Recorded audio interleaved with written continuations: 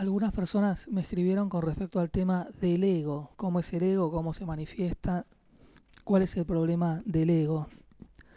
Por empezar, el ego en sí no es malo, o sea, todos tenemos un ego. Cuando nacemos es lógico que nos identifiquemos con lo que somos.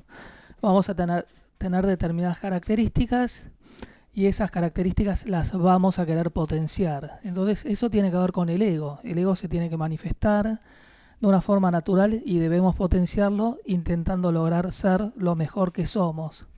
El problema se genera cuando el ego se manifiesta con mucha fuerza y la persona se encuentra en contraposición con el mundo. Entonces no se conecta con el mundo, no percibe una conexión con el mundo y vive aislado, está atrapado por su propio ego.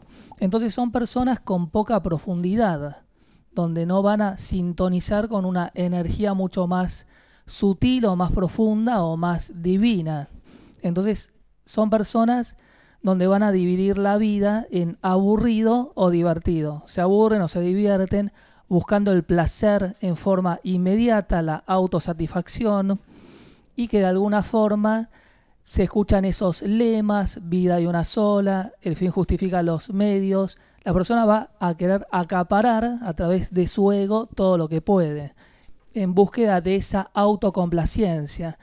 Y de hecho no se puede hacer nada con esa persona si la persona no va a percibir o no va a sentir una energía más sutil. Por eso muchas veces cuando se hablan de los sistemas educativos, que es lo que hay que darle a los chicos, lo que no se le puede dar a nadie es la profundidad. Una persona que carece de profundidad no tiene profundidad. Es bastante simple. Pero el ego va creciendo, va desarrollándose con el tiempo. Es a través de alguna experiencia traumática negativa donde ese ego sufre, y a través de la identificación con esa pérdida empieza a adquirir una cierta conciencia. Aparece el amor en un punto determinado dentro de lo que es ese ego.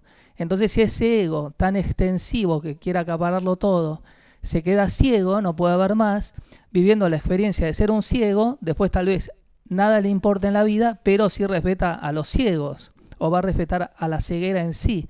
Entonces hubo una situación traumática que hizo que la persona se conecte con un cierto grado de pérdida, que esa pérdida le despertó la conciencia en ese punto específico. Entonces el ego de a poquito va creciendo y se va iluminando con el tiempo. Es un proceso largo, entonces es muy común que de pronto uno conoce a alguna persona muy superficial, que parece que nada le importa, pero que tiene algún cierto grado de conciencia con respecto a algún punto específico porque lo vivenció. Entonces la identificación con respecto a nuestras propias problemáticas o nuestras propias carencias nos van elevando de a poquito a nivel espiritual, otorgándonos una mayor profundidad. Y a la medida que las experiencias se van repitiendo, la persona va teniendo una conciencia más amplia y se va dando cuenta que forma parte de un todo, que en realidad el ego es como una gota en el océano y uno es el océano, no solamente esa gota.